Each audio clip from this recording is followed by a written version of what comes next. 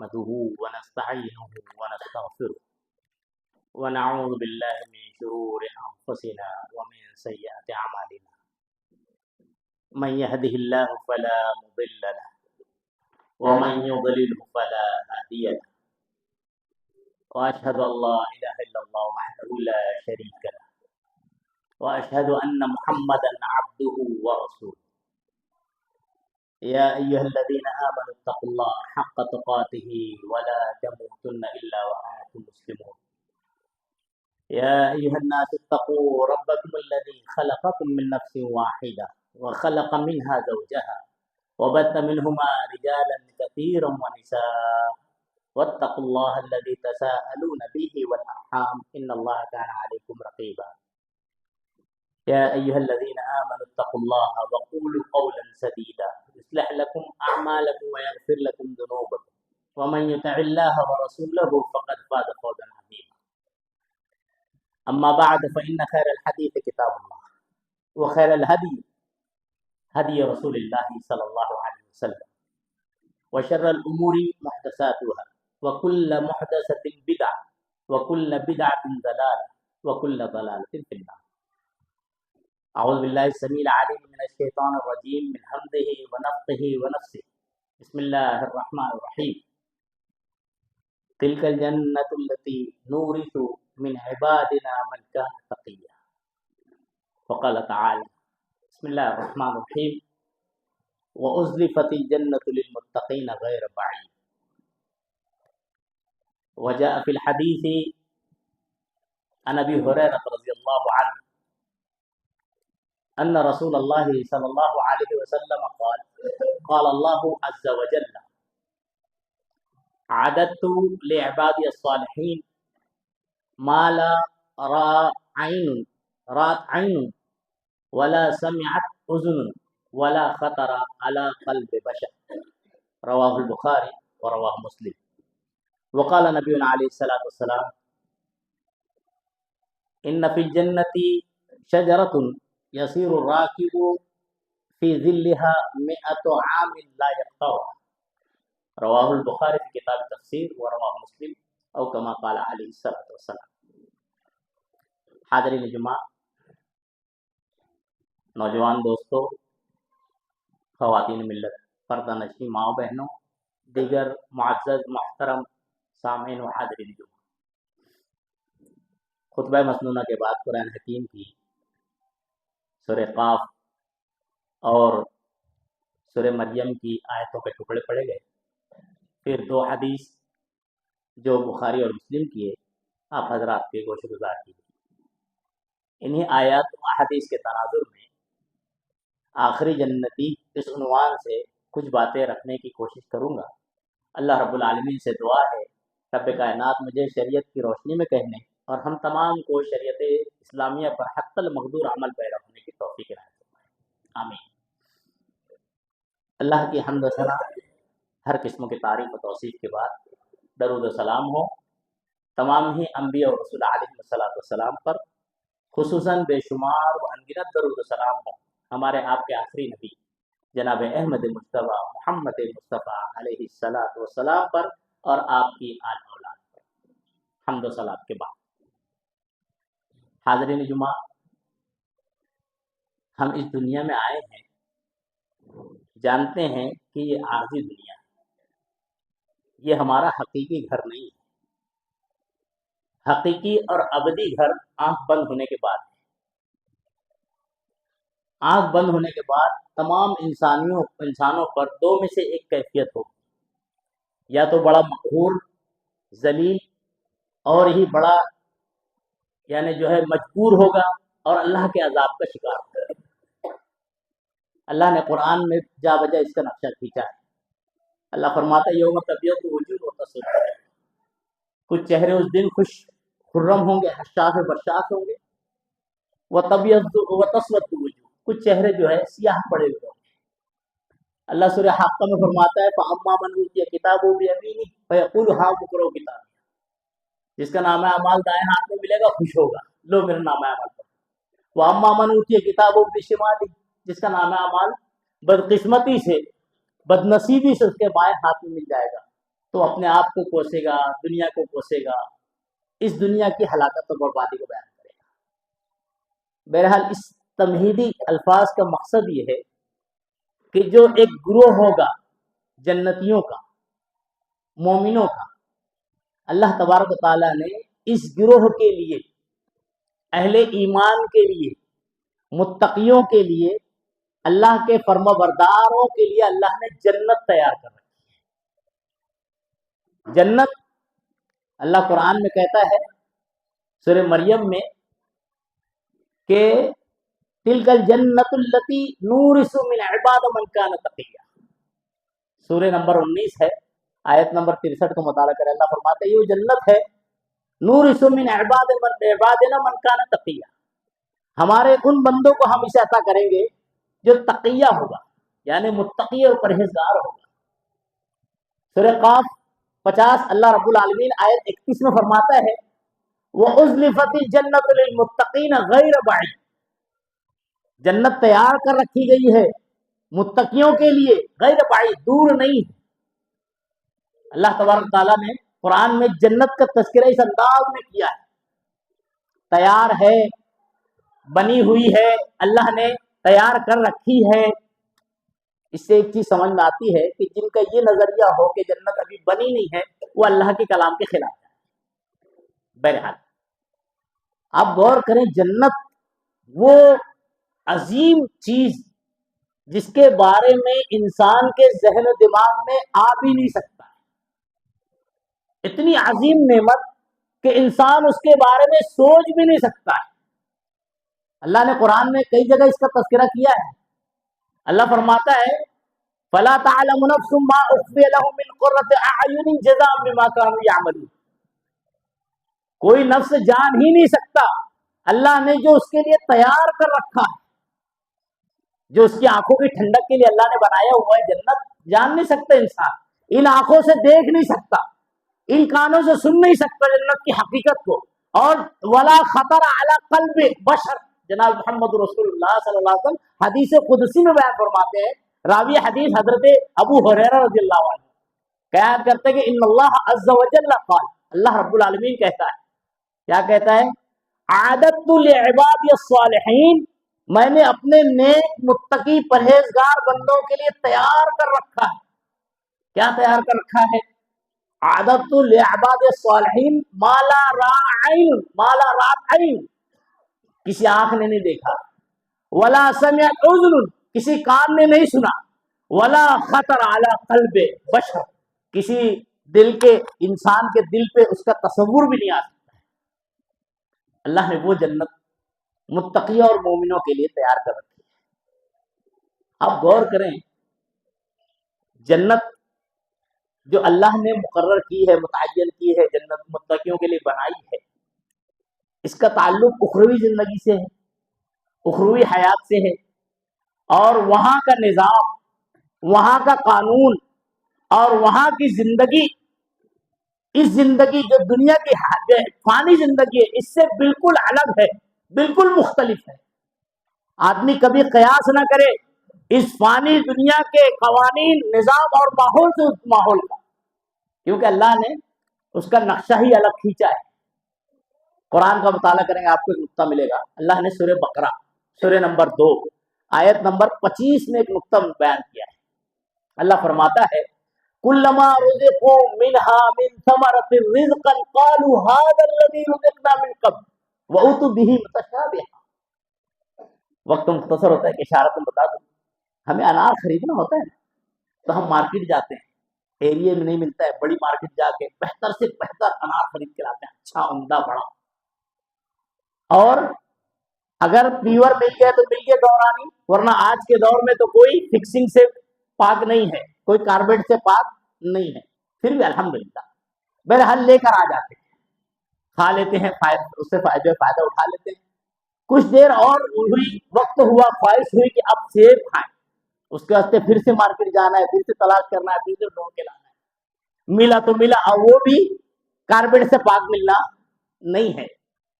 جنت کا منظر اللہ رب العالمین نے نقشہ کھینچتے ہوئے بتایا ہے کہ جنتی قطوفہا دانیہ، ٹہنیاں لٹکی ہوئی ہوگی، جنتیوں کے پاس टहनियां लटकी हुई होगी, जब दिल करे, जब ख्वाहिश हो, जब किसी ने चाहा अनार खाने का है, अनार हाजिर, खुदा में जन्नत ला कर दे देंगे, दरख्त तो खुद आकर पहुंचेगा। अल्लाह अकबर। अब इंसान ने अनार खा लिया, अब सोचेगा थोड़ी देर बाद कि मैं अनार के बजाय अब जो सेब खाना चाहता हूँ। कुरान का मुताला करे, अल्लाह ने तज़किरा किया, मुफस्सिरीन ने लिखा है कि अनार की ही शक्ल में फिर फल आएगा। अल्लाह कहता है कुल्लमा रुज़िक़ू मिनहा मिन समरतिन रिज़क़न क़ालू हाज़ल लज़ी रुज़िक़ना मिन क़ब्ल। जन्नती कहेंगे परवरदिगार ये तो अभी हम खाए हैं अनार, अब सेब खाना है। अल्लाह रब्बुल आलमीन कहेगा खाओ, तुम खा रहे हो, बज़ाहिर दिख रहा है अनार, ये अल्लाह की रहमत है, अल्लाह ने इसमें सेब बनाया हुआ, जायका जो आपकी चाहत है वो सेब की इसमें मिले, ये जन्नत है। बहरहाल तो वो कवानीन, वो माहौल दुनिया के माहौल पर कयास नहीं करना चाहिए। दूसरी बात मुख्तसर जो है, तवील ना हो जाए, एक अहम चीज जो जन्नत का मामला है उमूर गैबिया से, और उमूर गैबिया यानी गैब के उमूर, गैब के मामलात, गैब के मामलात पे मोमिन और मोमिना की शान क्या होती जानते हैं? आमन्ना सद्दकना रब्बना इन्नना समिअना मुनादियन युनादी लिल ईमान अन आमिनू बिरब्बिकुम फआमन्ना। परवरदिगार हमने सुना, ईमान ले आए, हकायक जो भी हो रब्बुल आलमीन हम यकीन रखते हैं, एतमाद है, भरोसा है, अल्लाह तूने जन्नत बनाई है और जालिमों के लिए अल्लाह तूने उनके जुर्म की सजा के तौर पे जहन्नम भी मुतय्यर की। हमारा ईमान है, इन्नना समिअना आमन्ना। अल्लाह ने मोमिन की सिफत बयान की, सूरह बकरा का मुताला करें, सूरह नंबर 2 आयत नंबर शुरू से 2, 3, 4। अलिफ लाम मीम ज़ालिकल किताबु ला रैब फीह हुदल लिल मुत्तकीन अल्लज़ीना युमिनूना बिल गैब। वो मुत्तकी होते हैं जो गैब पर ईमान रखते हैं, मोमिन और मोमिना ईमान रखते हैं गैब पर, उमूर गैबिया ईमान रखते।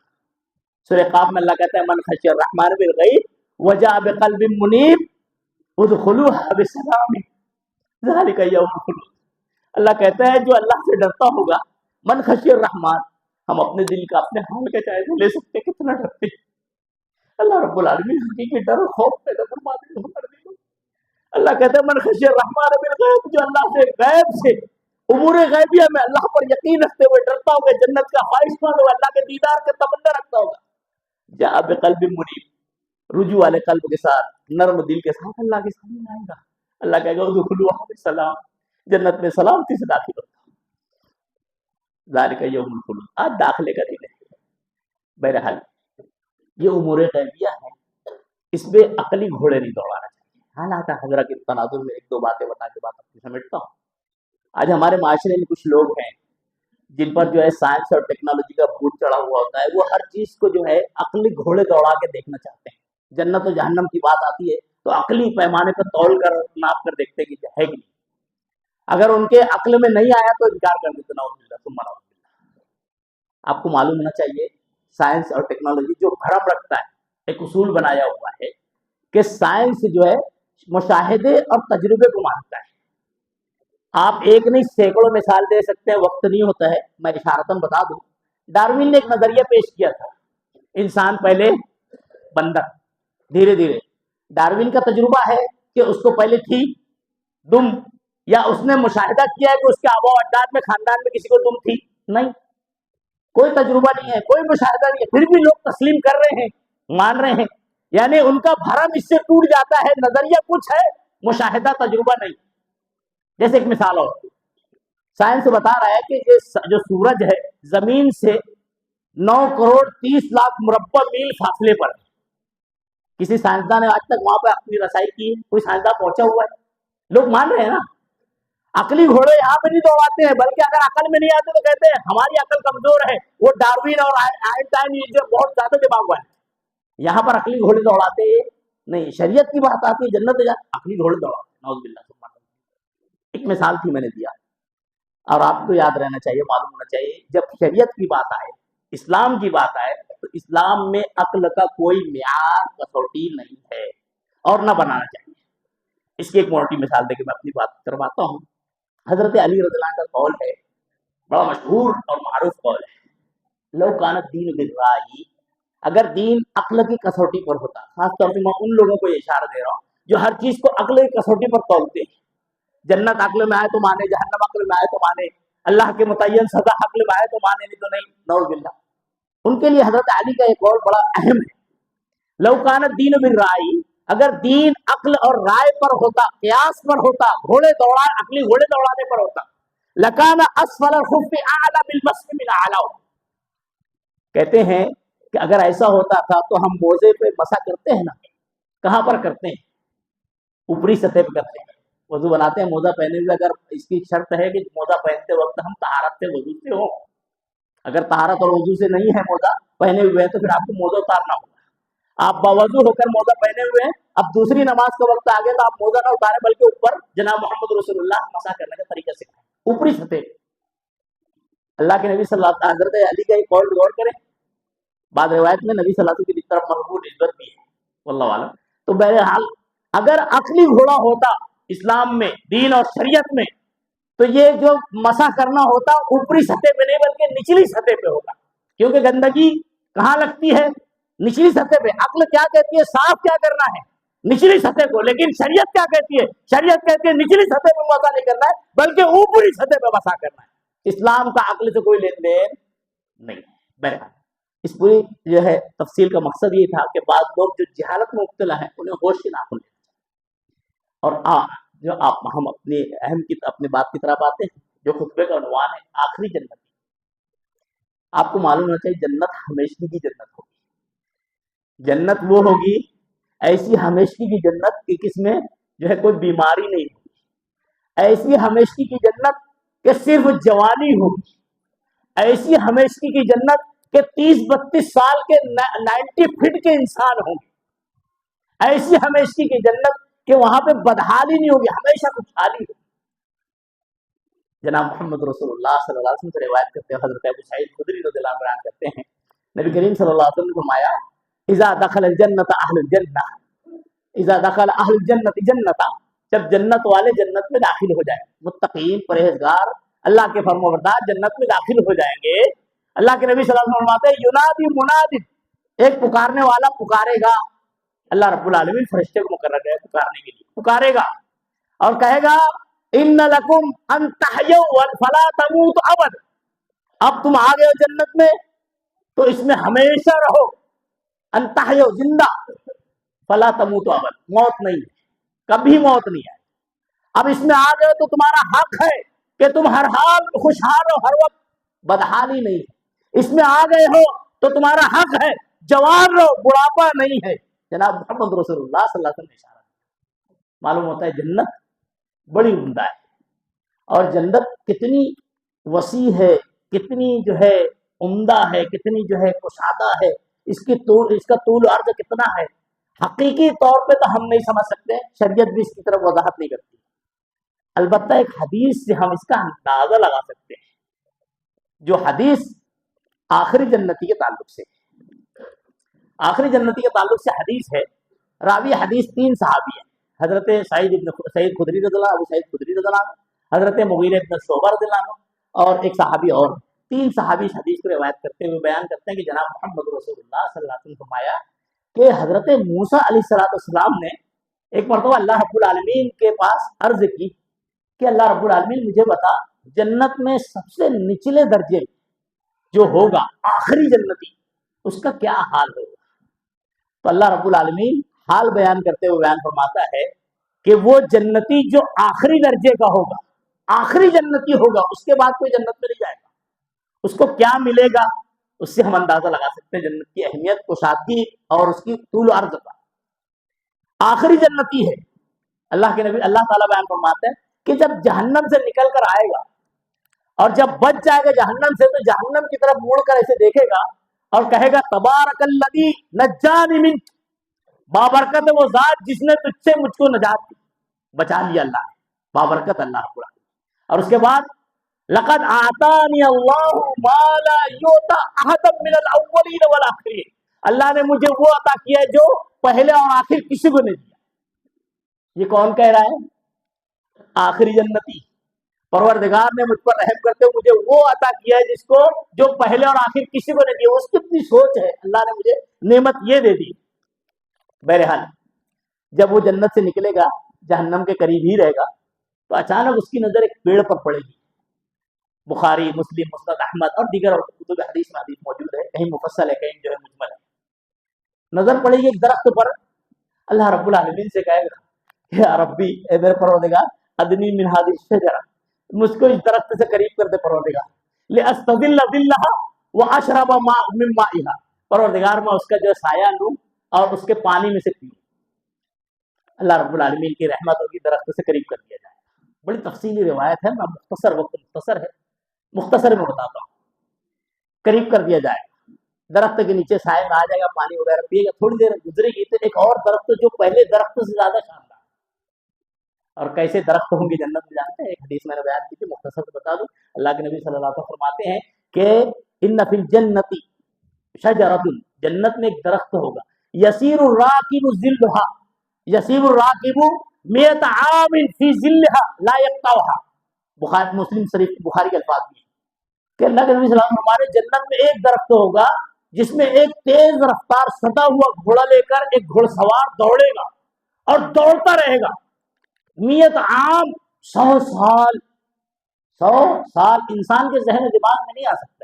100 سال لا یقطعها، اس کا جو ذل یعنی اس کا سایہ ختم نہیں ہوگا. اللہ، ایک 100 سال تیز رفتار گھوڑا، سدا ہوا گھوڑا دوڑ رہا ہے، ذل یعنی اس کی روشنی یعنی سایہ ختم نہیں ہوگا. یہ جنت ہے. بہرحال دوسرا درخت ہے، دیکھے گا اللہ رب العالمین سے کہے گا پروردگار اس درخت کے پاس قریب کر. وہی جملہ لاستظل ظلھا واشرب ماء من مائها، میں اس کا بھی سایہ اختیار کرنا چاہتا ہوں اور اس میں پانی جو ہے اس کو پینا چاہتا ہوں. پروردگار کہے گا میں تجھ سے وعدہ نہیں کیا تھا اپنے آدم، تو نے وعدہ کیا تھا، بس یہ آخری پھر مانگ رہا ہے. چل ٹھیک ہے، اللہ رب العالمین پھر عطا کرے. میں مختصر کہہ رہا ہوں حدیث رسول اللہ صلی اللہ علیہ وسلم، میں مختصر اپنے الفاظ میں بیان کروں. اللہ رب العالمین اس سے بھی قریب کر دے گا. کچھ دیر ہوگی، تیسرا ایک درخت جو ان دونوں درختوں سے زیادہ عمدہ ہوگا، اس پر نظر پڑے گی جو جنت کے دروازے پر ہوگا. پروردگار سے کہے گا پروردگار ایک یہ درخت کے پاس مجھے قریب کر دے. اللہ تعالیٰ کہے گا علم تکن تعاہد لیا یا ابن آدم، اے ابن آدم کیا تم نے مجھ سے وعدہ نہیں کیا تھا، عہد و پیمان نہیں کیا تھا جہاں بھی جاؤں بس بس بس. پھر اللہ رب العالمین سے التجا کرے گا، اللہ کو عزت جلال کی قسم دے گا، اللہ رب العالمین اپنی رحمت سے اس درخت کے پاس بھی قریب کرے گا. جب قریب ہوگا تو جنتیوں کی آواز، جنت کے محلات، قصور اور خوشبو اور جنت کی جو ہے راحت، تمام چیزیں دیکھے کو محسوس کرے گا. اللہ رب العالمین سے کہا پروردگار اس میں داخل کروا دے. جنت میں داخل کرنے کا مطالبہ. اللہ کے نبی صلی اللہ علیہ وسلم فرماتے ہیں کہ اللہ رب العالمین اپنی رحمت سے اس کو جنت میں داخل کرے گا اور کہے گا تیرا جو ہے تقاضا کب پورا ہوگا اے ابن آدم، چل داخل کر دیتا ہوں. جب جنت میں داخل ہوگا اور جنت میں پہنچے گا تو دیکھے گا جنتی لوگ سب اپنے اپنے ٹھکانے پہ. الناس آخذہم اخذہم، تمام لوگوں نے اپنی اپنی جگہ لے لی ہے. جو جنتی جس مقام پہ پہنچنا ہے سب پہنچ گئے. رب العالمین سے کہا پروردگار کیسے؟ سب تو اپنی اپنی جگہ پہنچ چکے ہیں، میں آخری میں آ رہا ہوں، آخری جنتی ہوں، کچھ تو مجھے میرے لیے نہیں. اللہ رب العالمین کیا کہے جانتے ہو؟ مسلمانوں اپنے آپ کو جنت کے لیے تیار کر لو. اللہ کہتا ہے قرآن میں وَسَارِعُوا إِلَىٰ مَغْفِرَةٍ مِّن رَّبِّكُمْ وَجَنَّةٍ عَرْضُهَا السَّمَاوَاتُ وَالْأَرْضُ أُعِدَّتْ لِلْمُتَّقِينَ. اپنے آپ کو دوڑاؤ، تیار کرو، جنت کو پانے کے لیے کوشش کرو، اللہ کی مغفرت کو پاؤ. اس کی لمبائی چوڑے آسمان زمین کے برابر، متقیوں کے لیے تیار کی گئی.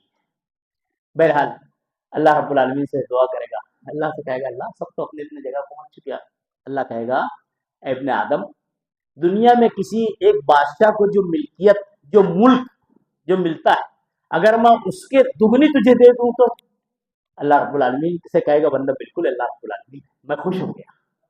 اللہ رب العالمین ومثلہ ومثلہ ومثلہ ومثلہ 5 مرتبہ ہے حدیث کے الفاظ. نبی کریم صلی اللہ علیہ وسلم فرماتے اس کے مثل اس کے مثل اس کے مثل 5 اس کے جیسے تجھے. اور اس کے بعد حدیث میں ہے ھذا لک وعشر امثالھا، یہ تیرے لیے اور اس جیسی 10 ملکیت، 10 ملک دنیا کے آخری جنتی اللہ رب العالمین عطا فرما دے گا. اللہ اکبر. آخری جنتی دنیا کا ایک ملک، بڑا سے بڑا ملک لے لے اس وقت جو ہے، وہ ملک کی بادشاہ جو کہ اس کے 10 گنا ایک آخری جنتی اللہ رب العالمین عطا کرنے والا ہے. تو جو اوپر والے جنتی ہوں گے اللہ کی شان دیکھیے ان کو کیا اللہ رب العالمین نعمت عطا کرے گا. بہرحال مختصر یہ کہ جب وہ جنت میں پہنچ جائے گا، اپنی نعمت مل جائے گی اس کو، تو اس کے بعد دو حوریں آئیں گی، دو حورین میں سے دو حور آئیں گی جو اس کی بیوی ہوگی، اور اس کے بعد جملہ کہے گی الحمدللہ الذی احیانا، اللہ کا بڑا شکر ہے کہ اللہ نے ہمیں تمہارے لیے زندہ رکھا، وَأَحْيَاكَ لَنَا، اور تجھے ہمارے لیے اللہ نے زندہ رکھا۔ اس طرح سے جنت میں پہنچنے کے بعد کیا جملہ کہے گا؟ ما اعطی احد مثل ما اعطیت، کہے گا وہ جنتی، آخری جنتی کہے گا ما اعطی احد مثل ما اعطیت، جو مجھے ملا ہے وہ کسی کو نہیں ملا ہے، یعنی مجھے اتنی بڑی نعمت مل گئی ہے کہ کسی کو نہیں ملی ہے، یہ آخری جنتی۔ تو جو اونچے جنتی ہوں گے، اونچے درجات والے ہوں گے، اللہ رب العالمین کی شان ہے، ان کو کیا عظیم نعمت دے گا اللہ رب العالمین۔ اللہ نے قرآن میں اس کا نقشہ کھینچا ہے۔ بس ایک بات ہمیشہ ذہن نشین رکھیں، اللہ قرآن میں کہتا ہے سورہ آل عمران میں سورہ نمبر 3 آیت نمبر 185 میں کہ فمن زحزح عن النار وادخل الجنة فقد فاز۔ حقیقی کامیاب کون ہے جانتے ہیں؟ ہم اور آپ بہت گنہگار ہیں، ہم اور آپ کوشش نہیں کرتے ہیں، ہم لوگ اس کے حقائق سے دور ہیں، ہم لوگ اس کی تعلیمات سے واقف ہیں۔ اللہ کہتا ہے فمن زحزح عن النار، جو آگ سے بچا دیا گیا، جہنم سے بچ گیا، وادخل الجنہ، جنت میں داخل ہو گیا، حقیقی کامیاب وہی ہے۔ ہم سوچتے ہیں کہ ہم کلک پتی ہو جائے، کروڑ پتی ہو جائے، کامیاب ہو جائے، بنگلہ گاڑی یہ ہو جائے، کامیاب نہیں۔ جنت میں پہنچنے والا ہی حقیقی کامیاب، جہنم سے بچنے والا ہی حقیقی کامیاب ہے۔ اور یہ کامیابی کس کو میسر ہوگی، کس کو ملے گی؟ اللہ نے قرآن میں کئی جگہ پہ اس کا اشارہ کیا، میں نے ابتداء قرآن کی آیت پڑھی تھی سورہ قاف کی، وَأُزْلِفَتِ الْجَنَّةُ لِلْمُتَّقِينَ غَيْرَ بَعِيدٍ، متقیوں کے لیے جنت۔ اللہ نے سورہ مریم میں کہا ہے سورہ نمبر 19 آیت نمبر 63 میں کہ وَتِلْكَ الْجَنَّةُ الَّتِي نُورِثُ مِنْ عِبَادِنَا مَنْ كَانَ تَقِيًّا، جو متقی ہوگا اس کو ہم دیں گے۔ یہ متقی تقوی یہ ہے کیا؟ اس کو ایک مثال کے بعد بتا کے اپنی بات سمجھ لیتا ہوں۔ حضرت علی رضی اللہ عنہ نے کہا تھا ایک مرتبہ، جب ان سے تقوی کے بارے میں پوچھا گیا تھا تو انہوں نے جواباً کہا تھا هي الخوف من الجلیل، هي الخوف من الجلیل والقناعة بالقلیل والعمل بالتنزیل والاستعداد لیوم الرحیل۔ تقوی کس میں ہوگا؟ ہم آپ کو اپنے آپ کو جان سکتے ہیں کہ میں اس کیٹیگری میں آتا ہوں کہ ہی الخوف من الجلیل، اللہ کا خوف، جس کے اندر اللہ کا خوف ہوگا وہ متقی اور پرہیزگار، اور جس میں اللہ کا خوف ہوگا وہ اپنے آپ کو نفسانی خواہشات سے بچائے گا، جس میں اللہ کا خوف ہوگا وہ غیر اللہ سے نہیں ڈرے گا، جس میں اللہ کا خوف ہوگا وہ اللہ سے ہی محبت کرے گا، کسی اور کی محبت کو اللہ کی محبت پہ ترجیح نہیں دے گا۔ یہ ہی الخوف من الجلیل۔ اور اس کے بعد والعمل بالتنزیل والقناعۃ بالقلیل، جو اللہ نے نواز دیا ہے الحمدللہ، حل من مزید حل من مزید کے چکر میں دنیا کے واسطے آخرت کو برباد کرنے والا نہیں ہوگا، قناعت گزار ہوگا۔ الحمدللہ اللہ جس حال میں مجھے رکھا ہے، اسی لیے جناب محمد رسول اللہ صلی اللہ علیہ وسلم فرمایا انظروا الی من هو اسفل منکم ولا تنظروا الی من هو فوقکم منکم ذلک اجدر الا تقدروا نعمت اللہ علیکم۔ اگر ایک بندہ اللہ کا شکر گزار بننا چاہتا ہے، متقی بننا چاہتا ہے، تو اپنے سے نیچوں کی طرف دیکھے۔ کس کی طرف دیکھے؟ اللہ نے مجھے ایسا بنایا، الحمدللہ اللہ نے مجھے ایسا نہیں بنایا، الحمدللہ اللہ نے مجھے بینائی عطا کی، اسے نہیں دی، الحمدللہ اللہ نے مجھے صاحب چھت بنایا ہے، ایک ایسا ہے کہ جو کرائے میں رہ رہا ہے، ایک ایسا ہے جو جھوپڑی میں رہ رہا ہے۔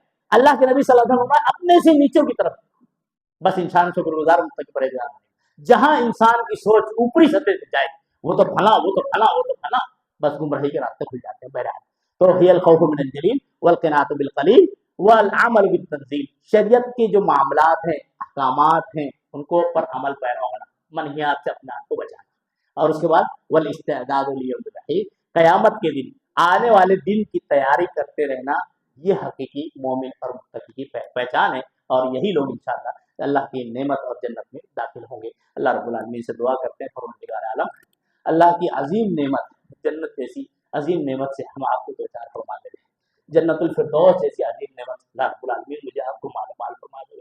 اللہ ہم بہت گنہگار ہیں، خطا کار ہیں، پروردگار اپنی رحمت سے ہمارے گناہوں کو معاف فرما دے۔ اللہ رب العالمین تیری توحید کو سمجھنے والا، اللہ رب العالمین تیرے رسول کی رسالت کو سمجھنے والا بنا دے۔ اللہ رب العالمین شرک کی خطرناکی سے بچنے والا بنا دے، شرک کی ہر برائی سے اللہ رب العالمین میری آپ کی حفاظت فرما لے۔ مسلمانان عالم پریشانی سے دو چار ہیں، پروردگار عالم مسلمان عالم کی امداد اور نصرت عطا فرما دے، خاص طور سے اہل فلسطین و غزہ اور حلب کے لوگ، شام کے لوگ، اللہ رب العالمین ان کی امداد اور نصرت عطا فرما دے۔ اللہ ہم میں بھی جو پریشانی سے دو چار ہوں، پروردگار عالم اس کو پہنچنے کو دو فرما دے۔ اللہ رب العالمین کوئی اپنی اولاد کے لیے پریشان ہے، اللہ اسے نرینہ اولاد عطا فرما دے۔ اللہ اگر کوئی ایسے ہوں جو اپنی اولاد کے رشتے کے تعلق سے پریشان ہیں، پروردگار عالم ان کے اولاد کے لیے بہتر سے بہتر رشتہ استوار فرما دے. اللہ رزق حلال کے لیے کوئی پریشانی سے دو چار پروردگار عالم اس کے رزق حلال میں کشادگی اور برکت عطا فرما دے. اللہ کوئی بیمار اللہ اسے شفاء کاملہ عاجلہ نصیب عطا فرما دے. اللہ رب العالمین ہم میں جو گزر گئے چھوٹے بڑے اللہ ان کی کروڑ کروڑ مغفرت عطا فرما دے. رب کائنات جب تک ہمیں دنیا میں رکھے حقیقی دین اور ایمان پر قائم اور دائم رکھے. اللہ ہمارا خاتمہ بھی حقیقی دین اور ایمان پر ہی فرما دے. آمین. اقول قولی ھذا واستغفر الله لي ولكم ولسائر المسلمين انه تعالى جواد كريم رؤوف رحيم فاستغفروه انه هو